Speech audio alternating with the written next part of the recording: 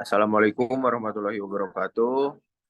Kami dari kelompok 5 mata kuliah etika profesi dengan judul meningkatkan keterampilan bisnis dan adaptasi dalam era ekonomi digital. Boleh dilanjut?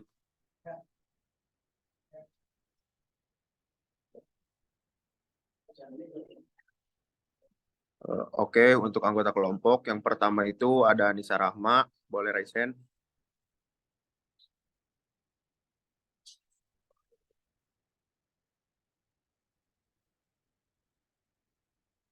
Lalu yang kedua ada Granata Nugrah, yang ketiga Junika Putri, yang keempat Husni Hamid, dan yang kelima itu ada Mesa Wisnu.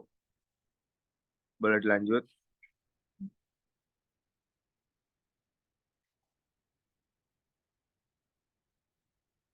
Oke, untuk daftar isinya itu yang pertama itu ada pendahuluan, lalu ada tujuan, yang ketiga ada tantangan profesi insinyur, yang keempat ada adaptasi insinyur, yang kelima ada metode penelitian, yang keenam ada strategi adaptasi bisnis dalam menghadapi era digital. Boleh dilanjut.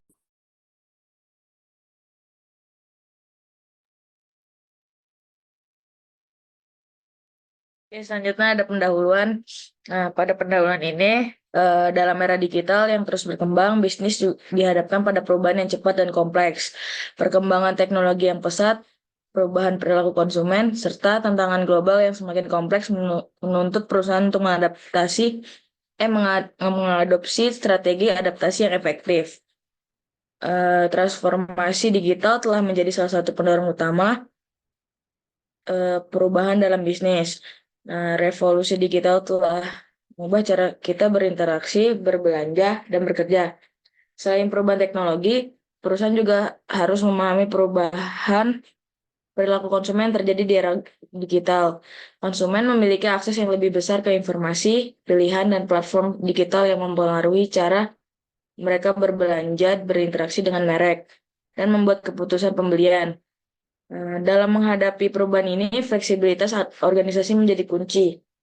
Dengan memahami pentingnya strategi adaptasi bisnis di era digital, perusahaan dapat memposisikan diri mereka untuk bertahan dan berkembang di tengah perubahan yang cepat.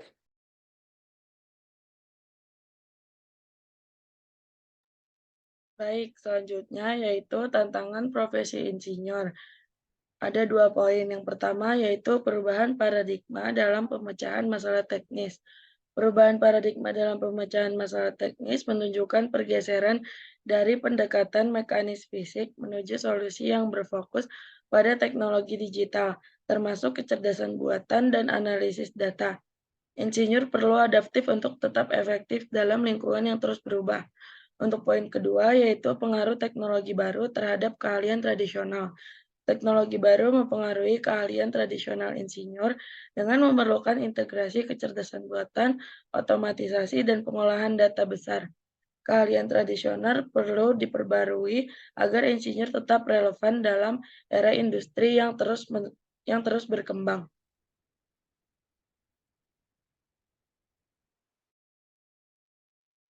Selanjutnya buat tantangan profesi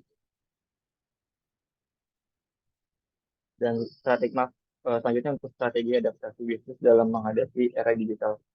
Yang pertama untuk perubahan teknologi, perusahaan perlu mengadopsi perubahan teknologi dengan cepat dan mengintegrasikannya ke dalam strategi bisnis mereka.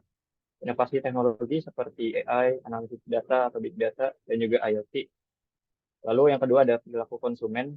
Konsumen memiliki akses yang lebih besar ke informasi membandingkan harga dan produk secara online, serta berbagi pengalaman mereka melalui media sosial.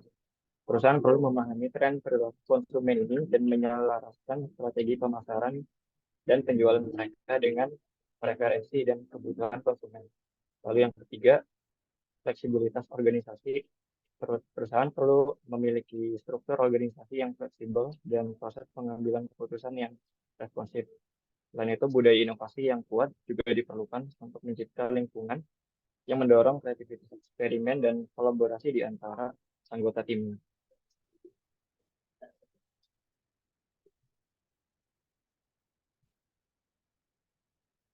Lalu keempat ada transformasi digital.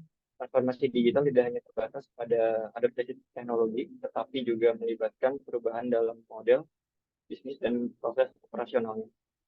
perusahaan perlu mengubah cara mereka dengan pelanggannya. Lalu yang kelima, kolaborasi dan kemitraan. Lalu kolaborasi dan kemitraan strategis, perusahaan dapat mengakses sumber daya tambahan, berbagi resiko, dan memperluas jangkauan pasar. Kemitraan strategis juga memungkinkan pertukaran ide dan inovasi yang lebih luas.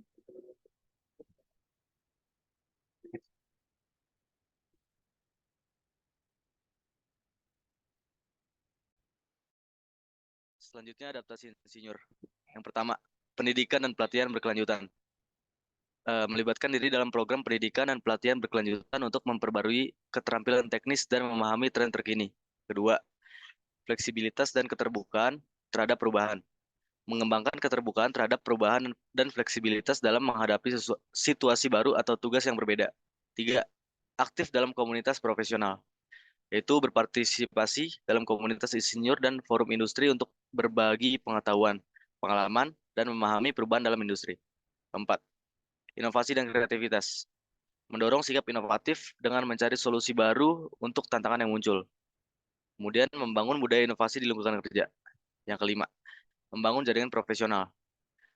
Membangun dan memelihara jaringan profesional untuk mendapatkan wawasan industri dan peluang kolaborasi.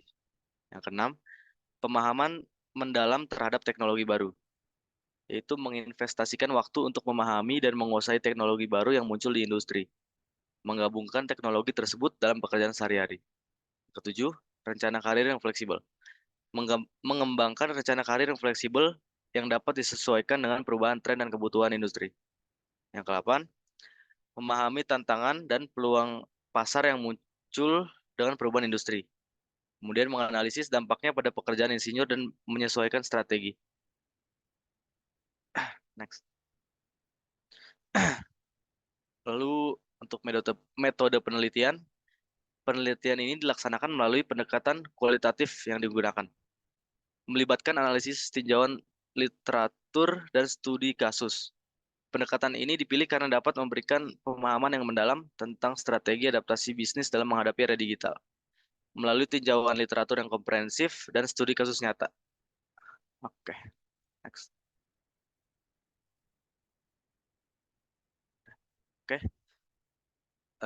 Sekian paparan dari kelompok kami, kelompok 5. Kurang lebih ya mohon maaf. Sekian, wassalamualaikum warahmatullahi wabarakatuh.